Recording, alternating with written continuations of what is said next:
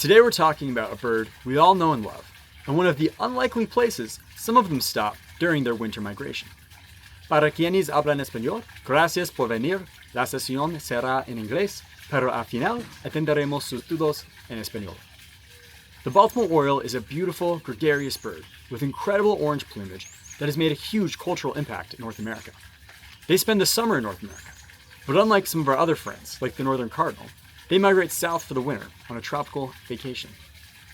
From May to July, they fill the canopy of forests and suburban yards of North America with bright whistling songs. They weave incredible hanging basket nests out of fibers and twine high up in sycamore and elm trees.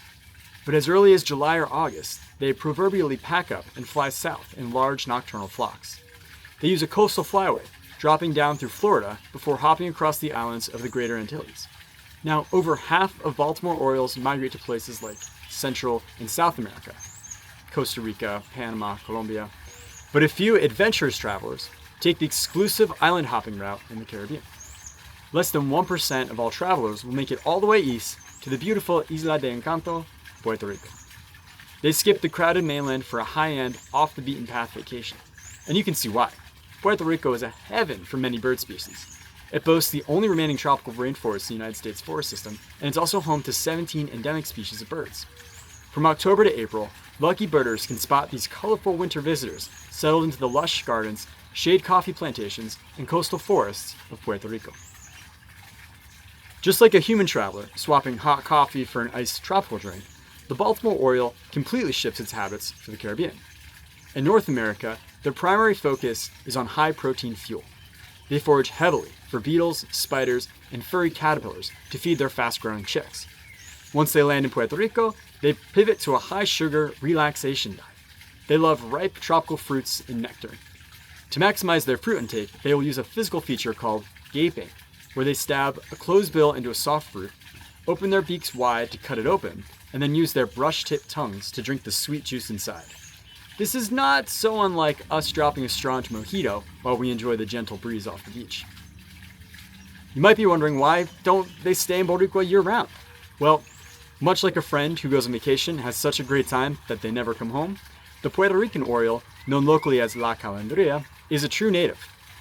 It belongs to the group of Caribbean Orioles and settled across the island long ago.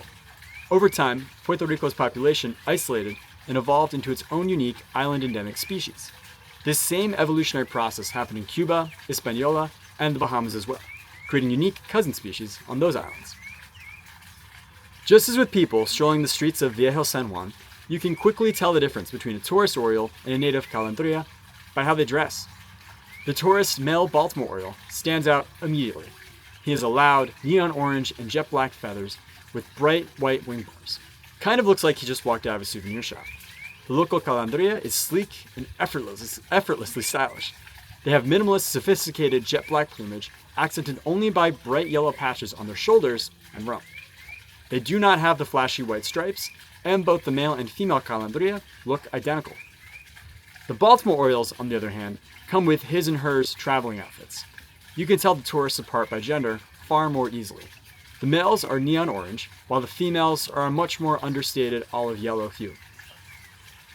When it comes to food, Baltimore Orioles act like they are at an all-inclusive resort buffet. Remember, they've been eating bugs all summer. Once they land in Puerto Rico, they hit the sweet stuff, all of the abundant fruits that Puerto Rico has to offer. The Calandrias are a bit more refined. They calmly forage through the palm trees and coffee plantations, eating a balanced local diet of insects, lizards, and fruit year-round without a frantic vacation sugar rush. The Baltimore Orioles only plan to stick around while the weather is perfect. They arrive in October to skip the freezing northeast winter and pack their bags by April. They fly thousands of miles back to the north before the tropical summer humidity kicks in. But for the Calandrias, this is their home. They weather the tropical storms, they build intricate nests under giant banana leaves, and they enjoy the island all year long. So if you're watching from North America, where summer is just starting, make sure to leave a sliced orange out in your backyard so that our Oriole friends get a sip of the tropics after their long journey back. And if you're watching from Puerto Rico, now is the time to appreciate the local Calandrias in your forest while they relax into their summers. But in fall, keep an eye out for the visiting tourists and see if you can spot the difference. Thank you so much for coming today. I hope you learned a lot about how Orioles exhibit similar behaviors to us and walk away from this webinar feeling a little bit more connected to them. Thank you.